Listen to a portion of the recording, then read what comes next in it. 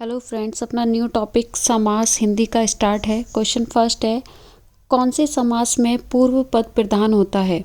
ठीक है, तो पूर्व पद प्रधान होता है अव्ययी भाव समास में। एक बात तो आपको ये याद रखनी है, ठीक है, कि अव्ययी भाव समास में पूर्व पद प्रधान होता है। पूर्व पद प्रधान होने का मतलब है पहले शब्द को बदला नहीं जा सकता, उसी पे ही दूसरा शब्द डिपेंड करता है। ठीक है, इसकी डेफिनेशन मैं आपको शेयर कर रही हूँ, लिख लेना।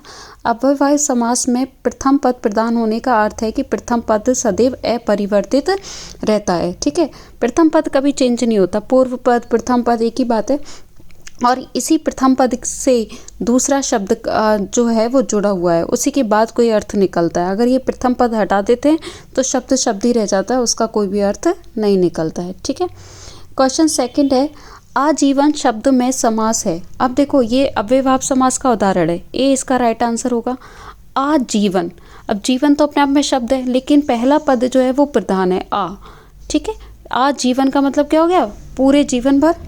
ठीक है, तो जिसका पहला पद प्रधान हो और पहला पद प्रधान हो और दूसरा शब्द जो है उसका अर्थ पहले पद के लगने पर ही निकलता हो, तो वो क्या कहलाता है, अव्ययभाव समास। क्वेश्चन थर्ड है, तत्पुरुष समास का उदाहरण नहीं है।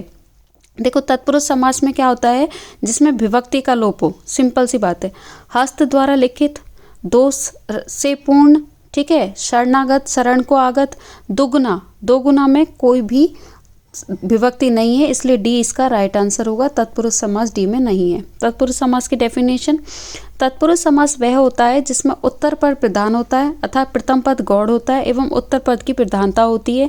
वह समास करते वक्त बीच में विभक्ति का लोप हो जाता हो। ठीक है, तो मेन बात आपको क्या याद रखनी है, विभक्ति का लोप होना चाहिए। ठीक है, जहाँ पर उसको विग्रह करने पर जहाँ कोई विभक्ति आ रही हो तो वो समास कौन सा है, तत्पुरुष समास। क्लियर। नेक्स्ट क्वेश्चन है आपका, बहुब्रीहि समास।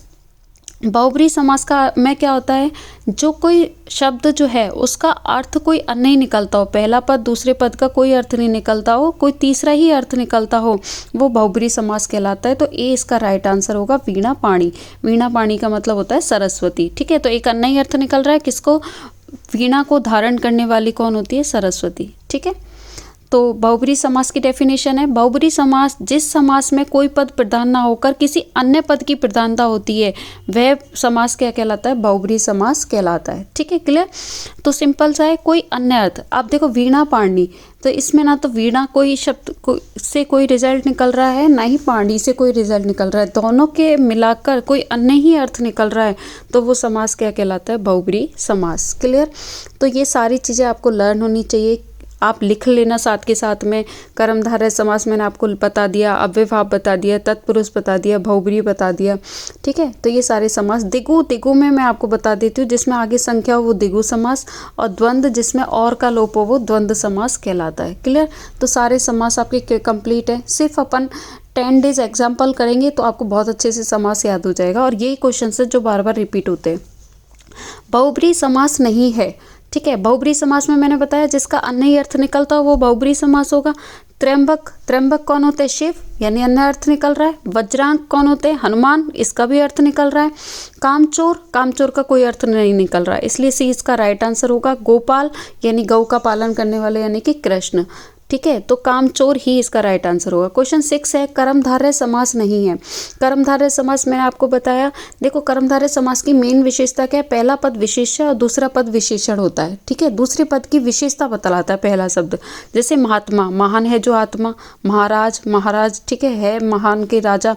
और तिरंगा में कोई नहीं है, तिरंगा 3 रंग, द्विगु समास आएगा, इसलिए सी इसका राइट आंसर होगा।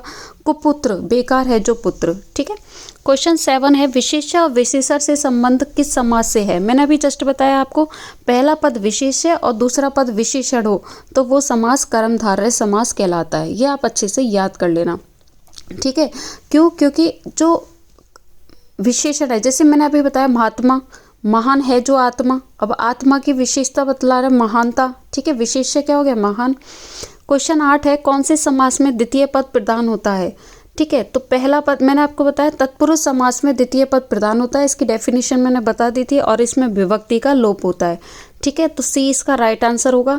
दोनों ही चीज़ पूछी जाती है, कभी कभी ऐसे ही डायरेक्ट क्वेश्चन पूछ ले जाते हैं कि कौन से समास में द्वितीय पद प्रधान होता है, तो आंसर होगा तत्पुरुष, और कौन से समास में विभक्ति का लोप होता है, तो भी आंसर क्या होगा, तत्पुरुष। क्वेश्चन 9 है, समास बताओ। पीताम्बर, पीताम्बर में कौन सा समास है? पीताम्बर में आपका होगा कर्मधारय समास। क्यों? क्योंकि मैंने क्या बताया, जो जिसमें दोनों ही पद प्रधान होते हैं। ठीक है, पीताम्बर, पीला है जो अंबर, यानी कि पीले वस्त्र, पीले है जो वस्त्र। ठीक है, लेकिन इसका कोई अन्य अर्थ नहीं निकल रहा है, इसलिए ये कौन सा समास होगा, कर्मधारय। जिसमें है जो लग के कोई सेंटेंस बन रहा हो, समझ जाना कर्मधारय। समास बताओ। मृगनयनी, आपको वीडियो मृगनयनी भी कौन सा समास है, कर्मधारय। कैसे? क्योंकि हिरण के समान सुंदर आंख वाली। मृगनयनी का मतलब क्या होता है, करा दूंगी, क्योंकि हिरण सी एनसीईआरटी के सुंदर सारे आंख है क्वेश्चंस में जिसकी। इंक्लूड करूंगी, तो ये और कौन अब सा तक जो समास हो पेपर में है जाएगा, वो इंक्लूड कर्मधारय करूंगी, समास और हो हमेशा जाएगा। वही ठीक है? क्वेश्चन वापस आपको रिपीट बहुत होते अच्छे हैं, से तो समझ में बस आ गए इस होंगे, उम्मीद इन करती वीडियो हूँ। को 10 दिन और ये वापस करेंगे, देखो, और इन्हीं में से आपका वापस सिलेबस क्वेश्चन डन हो रिपीट जाएगा। होते हैं। Thank you.